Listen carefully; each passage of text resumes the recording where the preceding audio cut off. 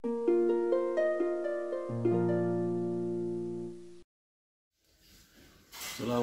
warahmatullahi. Halo, ketemu lagi di vlog Juru Baca. Saya Hasan Aspani. Kita ngobrolin puisi lagi. Kita ngobrol, tapi sebelumnya saya mau cerita dulu tentang film PK, film India beberapa tahun lalu ya. Banyak dibicarakan. Saya ingin memakai film itu untuk membicarakan soal bahasa dan puisi.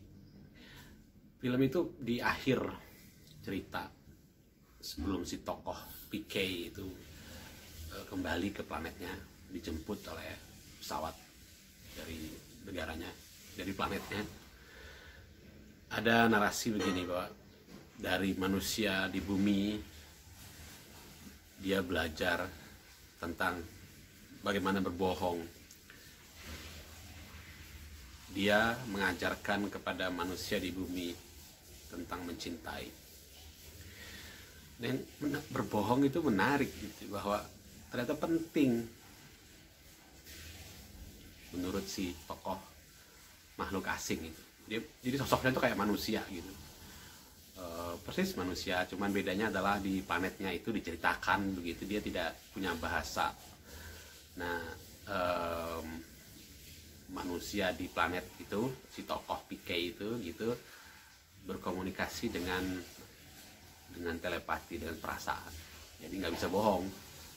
Dia tinggal dicontohin tuh di bumi, dia tinggal memegang, kemudian memejamkan mata, dia pegang tangan si lawan bicaranya, maka dia tahu seluruh isi pikiran si lawan bicaranya. Kira-kira begitu gambaran cara berkomunikasi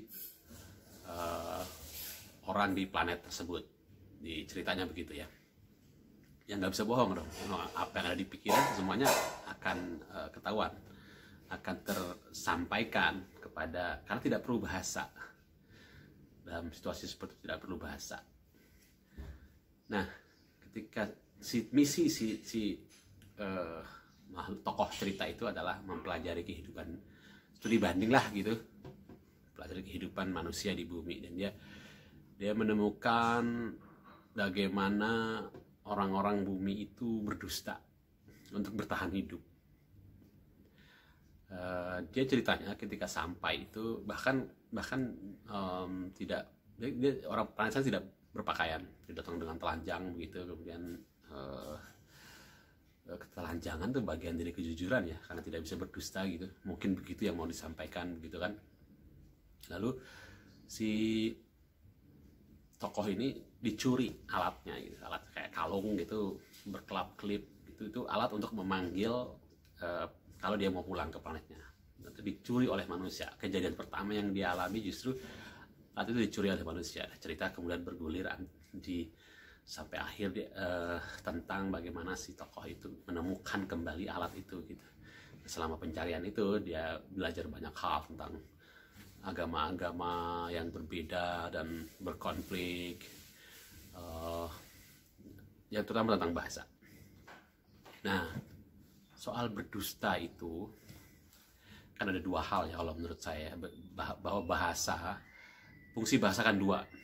Bahasa untuk berkomunikasi, fungsi yang utama ya, berkomunikasi dan berekspresi secara estetis. Komunikasi ekspresi juga, tapi lebih kepada informatif gitu. Jadi berkomunikasi informatif dan berekspresi estetis. Ada dua fungsi bahasa di situ gitu. Saya selalu pakai contoh, kalau mau makan ya, atau beli rokok di kedai pinggir jalan gitu, rokok pak, udah ngerti tuh si tukang jual rokok gitu. Atau malah kalau sudah sangat sering beli situ, biasa pak gitu, nggak perlu beli. Bahkan ketika nggak perlu ngomong, kalau aku datang ke sana sudah terbiasa mampir di situ hanya untuk beli rokok. Ketika aku datang nggak usah ngomong, si penjual rokok tahu bahwa aku mau beli rokok gitu. Nggak perlu aku sebut mereknya, aku sebut biasa aja, biasa pak, ya udah tahu karena aku terbiasa. Nah itu komunikasi informatif gitu. Ekspresi lain lagi. Nah ekspresi, karena fungsi potensi atau kekuatan bahasa sebagai medium ekspresi estetis itulah yang memungkinkan lahirnya puisi. Intinya adalah kemungkinan bahasa untuk menyampaikan sesuatu dengan berbagai cara. Itu intinya. Fungsi estetis. Kalau fungsi komunikatif, informatif itu kan ya cuma satu caranya gitu. Nggak usah macam-macam maksudnya. Yang penting orang tahu, informasinya nyampe, komunikasi terjalin. Kalau yang fungsi ekspresi estetis, nah di situ kemungkinan untuk berbeda-beda yang disediakan oleh potensi estetis bahasa itu kita sebut begitu gitu, itu yang harus digali justru gitu, berbagai cara mengungkapkan berbagai cara itu gitu. Nah, mungkin dekat dengan istilah berbohong, tapi berbohong kan ada dua macam ya, berbohong untuk kebaikan, berbohong untuk yang memang merusak, menipu gitu. Misalnya kalau aku menyampaikan sesuatu dengan apa adanya, komunikatif dan seinformatif mungkin, orang mungkin akan tersinggung, orang mungkin akan menerima dengan cara dengan menolak justru, meskipun itu benar.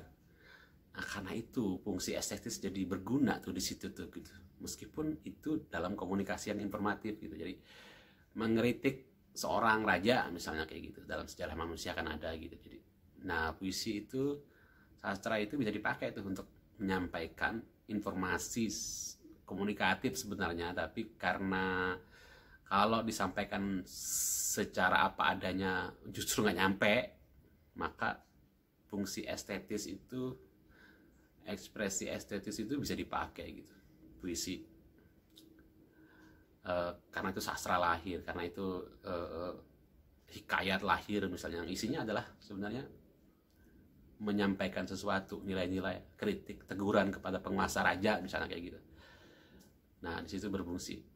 Bohong enggak, bohong, tapi memang tidak disampaikan secara langsung. Ketidaklangsungan itu kan salah satu ciri utama dari puisi kan, karya sastra kan. Nah, jadi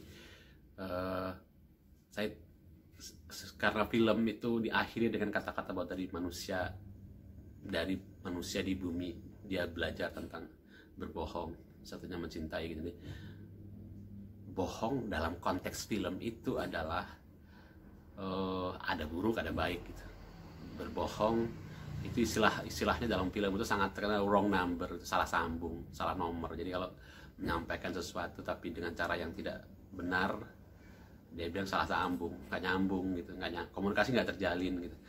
Jadi bohong dalam hal ini, dalam konteks ini, saya ingin menggarisbawahi artinya adalah bahwa bahasa bisa kita pakai untuk menyampaikan sesuatu dengan banyak cara, tergantung situasi komunikasinya.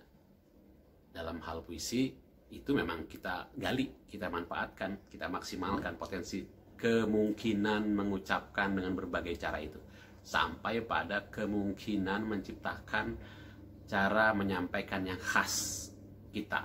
Itu bisa banget. Puisi bisa membuat kita menciptakan gaya ucap. Jadi kita banyak orang nanti, nah itu ciri khas penyair kan kelihatan. Kalau dia sampai pada level dia sudah menciptakan atau menemukan cara ucap yang khas. Menarik ya, tonton filmnya deh, banyak belajar dari situ, banyak hal yang bisa diomongin. Tadi yang saya omongin adalah hanya salah satu. Saya tertarik dan bicarakan justru karena setelah menonton film itu. Terima kasih, mudah-mudahan bermanfaat. Ketemu lagi di video berikutnya. Assalamualaikum warahmatullahi wabarakatuh.